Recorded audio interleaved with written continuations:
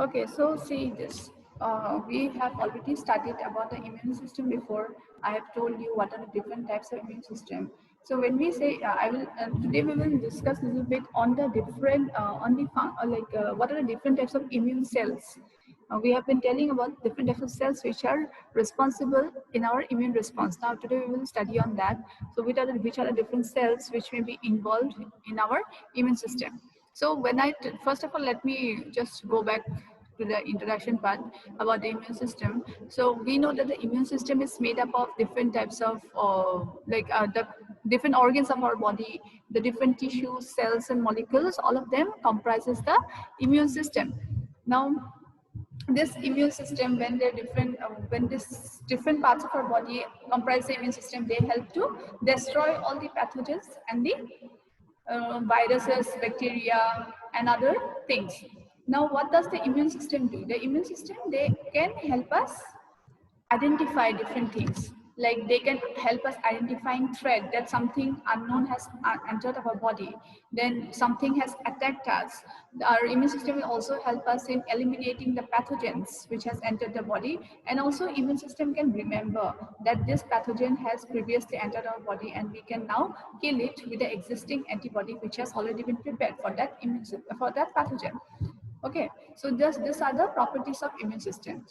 And generally within 10 days, an immune system can destroy the pathogens which has entered in our body.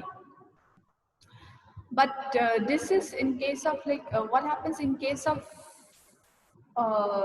chronic infection. Chronic infections are like when your immune system takes a longer duration to fight against the pathogen. That is known as chronic infection. So chronic means when something is long lasting, when a disease is long lasting, that is known as chronic infection. So sometimes our body takes a longer duration to fight against such diseases. So those are known as chronic diseases or chronic inflammation. Now coming to the types of immune system, I had told you already that immune systems are of two types, innate and adaptive. Now this innate immune response, they have got certain properties. Certain properties are, one is non-specific. Non-specific means they cannot identify. They cannot identify between a human cell. They cannot identify between an invader who has previously invaded or is a newly invading organism. So innate response lacks that property of being they are non-specific. Okay, they are not specific towards a particular type of cell or pathogen. Then feverishly fast, that means this is one property of innate response, that they show the property of like getting fever in a human being. A person can very fast get fever if the innate response is responding. Innate response, when the innate immunity is responding, that time a person gets very easily feverish. So within minute, when an infection will enter your body and your body's innate immune response starts working, you get fever. And the innate immune response has no memory. That means if you are infected by a particular pathogen before, the same way the innate immunity will work again if the same pathogen has entered your body again. So your innate immune response cannot remember that your body had before also fought against the same kind of pathogen. Then within the innate immune response only, we have the different kinds of barriers. The barriers are chemical barriers and physical barriers. Within the chemical barriers, what comes? The lysozyme, which are present in the tears, then the stomach pH, which is very low, which is acidic. So that comes under the innate immunity only, which is known as the chemical barrier. Then physical barrier, you will see the epithelium, that is which is present in the skin and in the gut. So these are some of the properties of the innate immunity. Then in the respiratory tract, you find the presence of cilia, the presence of hair, which obstructs the entering of the pathogens.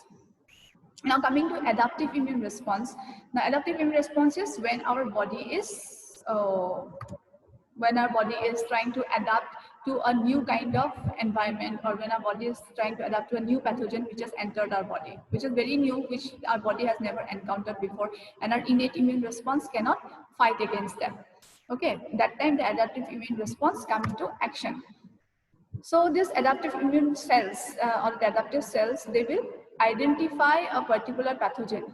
Okay, they will know whether a pathogen is friendly or deadly, whether the particular cell has to be killed, or whether that particular cell can be just left away. So that is one advantage of this adaptive immunity. But there are two advantages, say, of the adaptive immunity. One is this disadvantage and one is advantage. The disadvantage is it takes a few weeks. That means the adaptive immunity, cannot help in treating a disease instantly. It will take a longer time duration, or it takes few weeks for the disease to get cured if your adaptive immunity is responding. But one advantage is that it has got immunological memory. That is, even once you get infected by a particular disease for the first time, then the cells which are prepared because of the adaptive response, that cells will remain in your memory. So next time if you come in contact with the same type of bacteria or virus, your immune response will stimulate the memories, and then tell that you have previously encountered this type of pathogen before, so you can activate those cells which had killed those bacteria before. So your that immunological memory already has those cells present. So it will, the second time when you get the infection, you will recover faster because you already have those cells present in the memory. So this is the advantage of the adaptive immune response. Now, these cells, you can see, this particular round figure which we see here. This is the cell, the body cell which has been prepared in response to the adaptive immunity.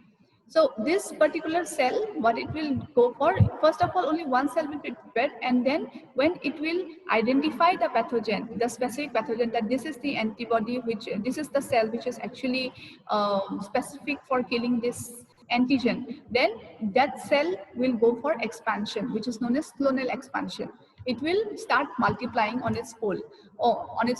So that will go for clonal expansion, and then they will target all the different all the antigens of the same kind. See, whenever once a bacterial infection occurs to you, or any viral infection occurs to you, it is not that only one bacteria has entered your body. One bacteria cannot do any harm to you. Because, see, for example, you are suffering from intestinal disorder. Intestinal disorder, for example, you got the intestinal infection because of E. coli. Now, when you got E. coli infection, we generally drink water everywhere. I mean, it's not that always we happen to drink mineral water if we come outside. Sometimes when there is no other option, we drink water from the tap. Now, that tap water is not filtered, or even if it is filtered, it is not that it may not contain any kind of infectious organism. So it may have the presence of E. coli. Now, when you every time we drink a tap water, we do not get a disease. Why do we not get the disease? Because the load of the E. coli present, the load of the bacteria that is present, is not enough to cause the disease. So maybe there were only 10 to 20 bacteria that had entered your body, and that 10 to 20 bacteria cannot do any harm to you. There is a minimum, minimum load of bacteria that has to enter your body in order to cause an infection. So when that minimum load enters your body, accordingly, that many antibody has to be prepared by the body, by the immune response. That many bacteria that many antibody has to be prepared. Then only they can go and target every bacteria that has entered your body. So the clonal expansion that occurs is according to the number of bacteria that has entered your body, and then they will fight against those bacteria. So that is how the adaptive immune response starts working. So once the antibodies that has been prepared, they destroy the bacteria, and then the clonal deletion occurs. That means the cloned cells that has been prepared get deleted. They do not remain back, but only a few survive as the memory cells. Okay, they survive as a memory cell because in future if they require, they can easily repair the same type of cells. Now coming to the production of cells, how does the cells get produced? The term used for production of cells or cell production is known as, cell production process is known as hematopoiesis. Hem means blood and poiesis means development of blood cells. So by this hematopoiesis, we get the formation of both white blood cells and red blood cells. White blood cells, as we know, it is known as leukocytes. So first of all, what do we have? We have a multipotent hematopoietic cell. From this stem cell, we get the formation of different kinds of cells. So this cell, which is known as the multipotent hematopoietic cell, stem cell, there is development of two different types of cells. One is known as the myeloid progenitor cell. Another is known as the lymphoid progenitor cell. Okay, so we will study in details about how the two different cells work. The myeloid progenitor and the lymphoid progenitor cell. They both have got two different functions. Okay. So first of all, we'll see how is this myeloid progenitor cell working. So this is the myeloid progenitor cell that forms. Just a minute.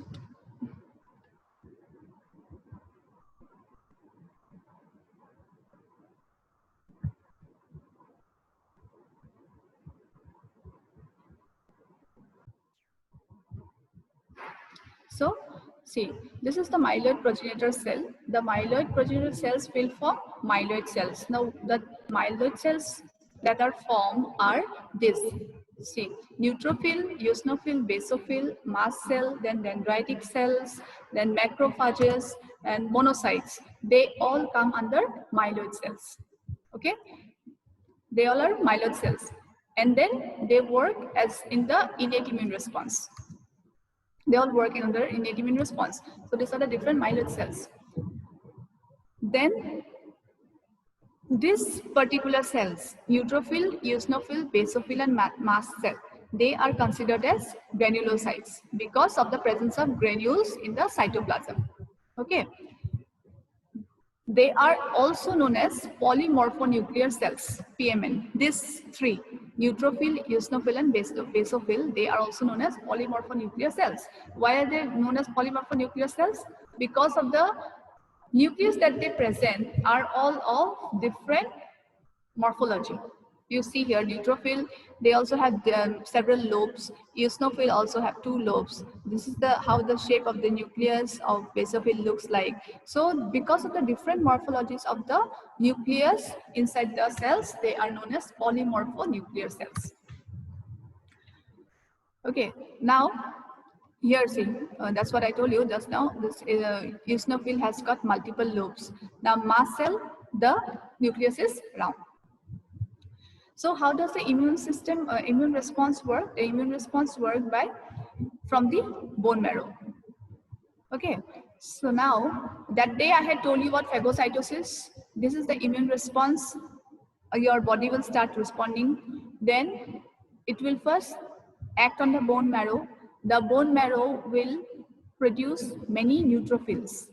Okay, so when the body will produce neutrophil, now it will go and phagocytose the antigens that has entered the body. I had told you that day about the process how phagocytosis takes place. So here neutrophil will swallow this antigen inside the neutrophil. It will get inside, and then in the phagosome the antigen will be engulfed. Okay, and then they will destroy this inside it. Okay.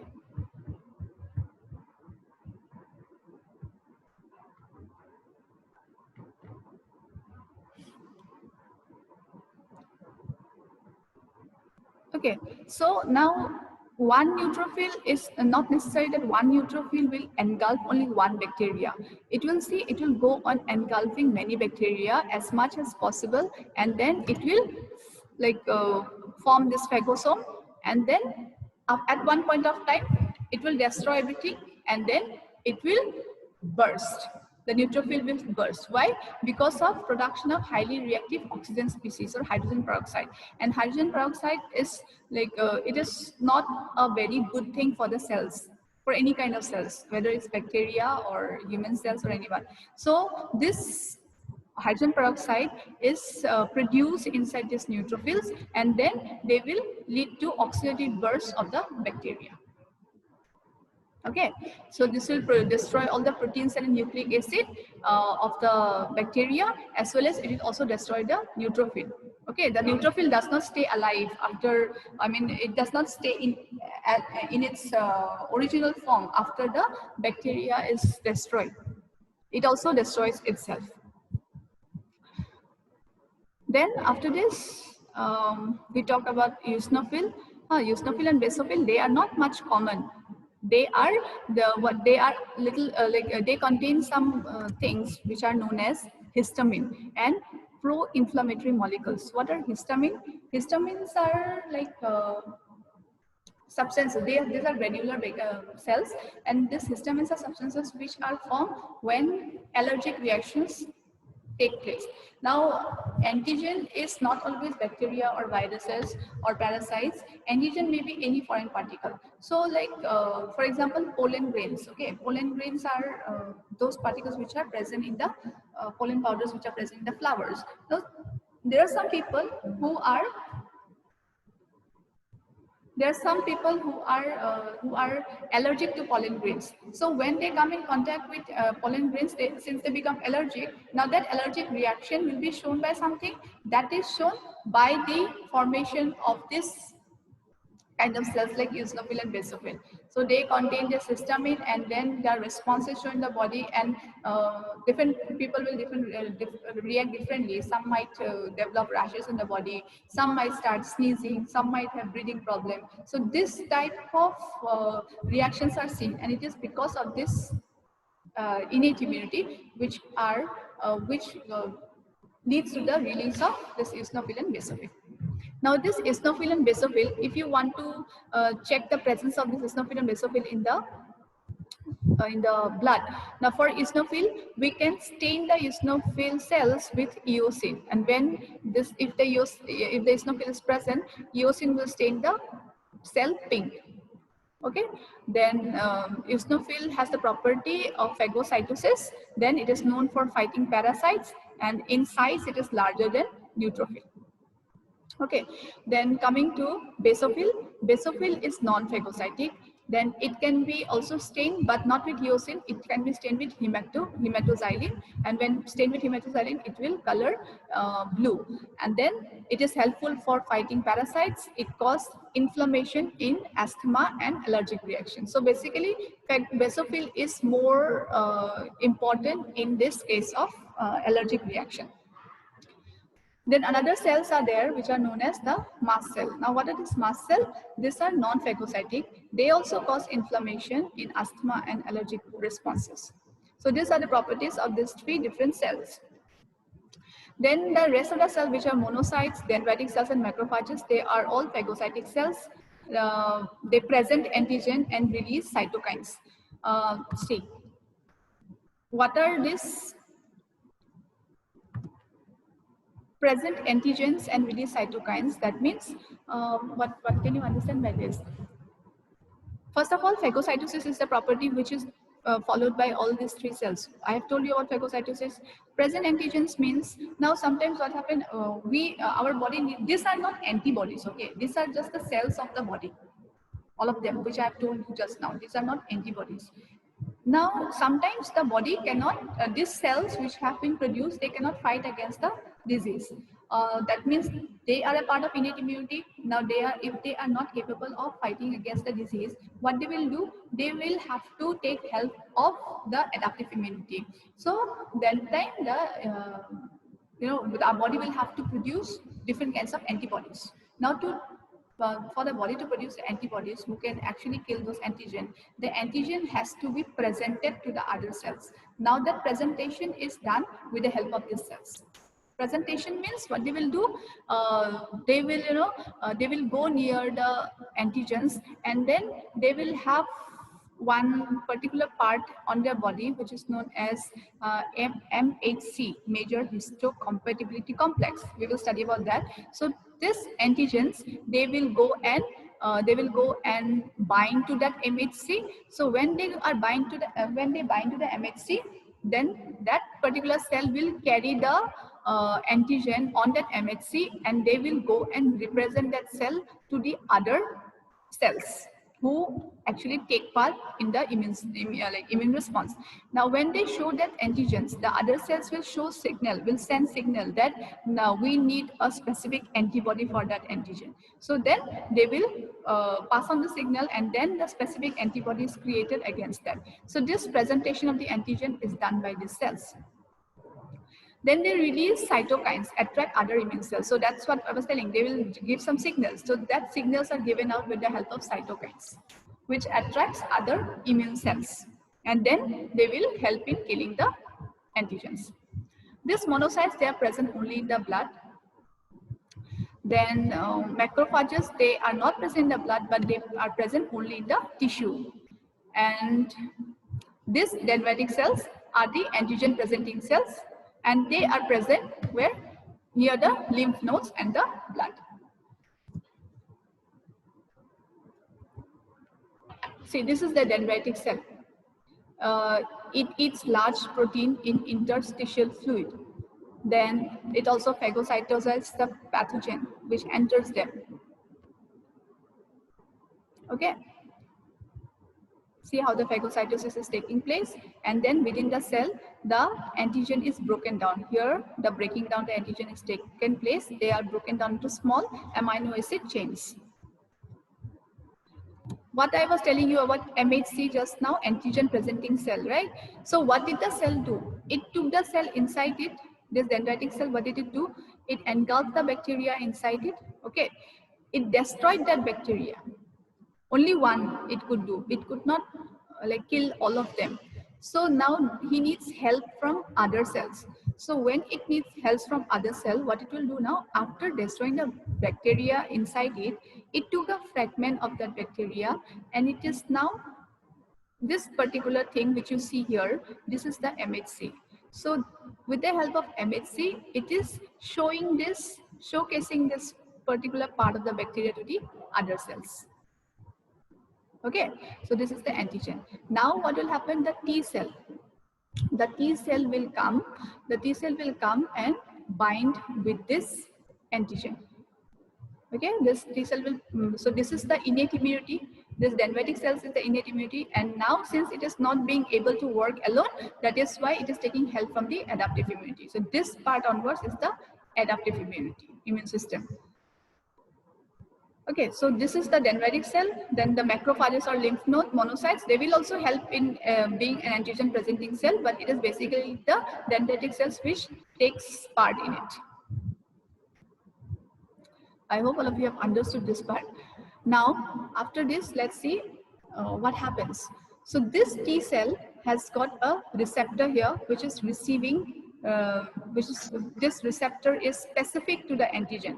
Okay, it's not that any T cell will come and bind to that antigen. It is this T cell has identified this antigen that yes, I think I have that receptor which can bind to this antigen. So the T cell, it came forward, and then it has this specific receptor here, and then with the help of this receptor, it is trying to bind to the antigen which is placed here in this antigen. Okay, then after this, what will happen? Yeah, see, this is the major histocompatibility complex. So antigen is shown here via the help of the major histocompatibility complex, which is known as the MHC.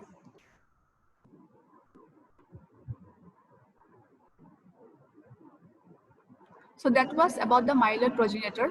We have more to learn from that too. We will study.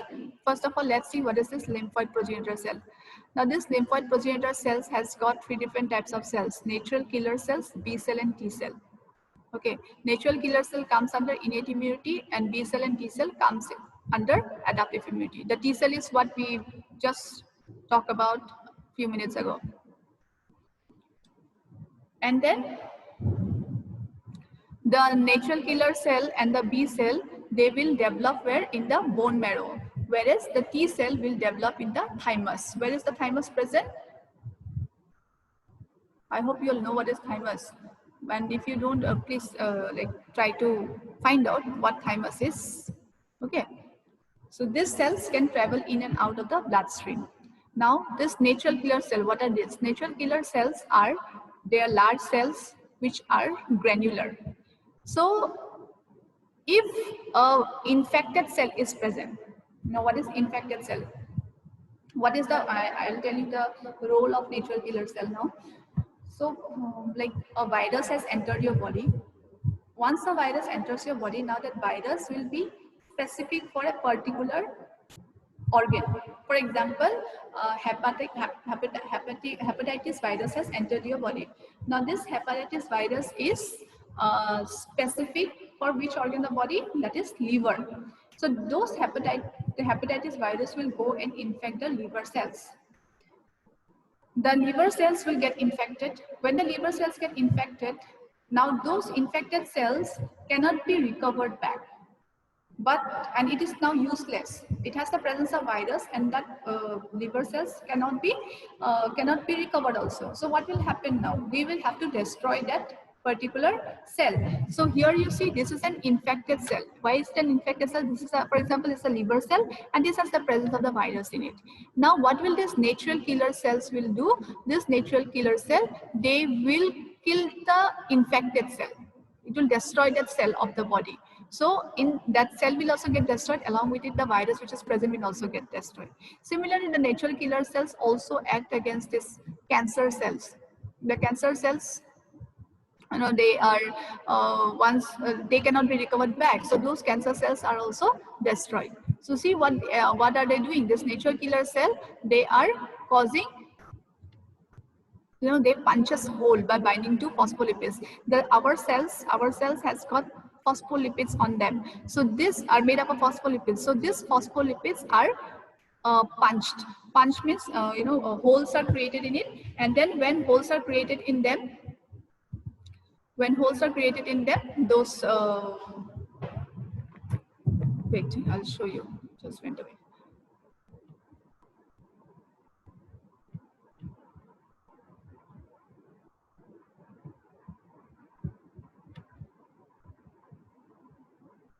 In this, that these cells, they are forming holes here. So after forming holes here, they will go and bind to the phospholipid which is present here in the cell, and then they will, after entering this cell, they will destroy the cell as well as destroy the virus also. Okay, and then similarly it is doing the same with the cancer cells also. These cancer cells, they are destroyed when this natural killer cells enters into it, and then it punches hole inside it, and then they are destroying it. So this process is known as apoptosis, which is done for these cancer cells. It is not done for apoptosis. Is not a process which is used for killing infected cells, but it is when it has to kill its own cell. Cancer cells are actually what, our own body cells which have got cancer now, which have become cancerous now. So those cancer cells has to be destroyed. So our body is programmed in a way that it can destroy its own cell. So that particular process is known as apoptosis or programmed cell death. I hope you all have understood this part. Okay, we have less than 1 minute and I think it will get disconnected. So you will rejoin me once, if like I'll stop the video now, this class now, and you rejoin me after this again.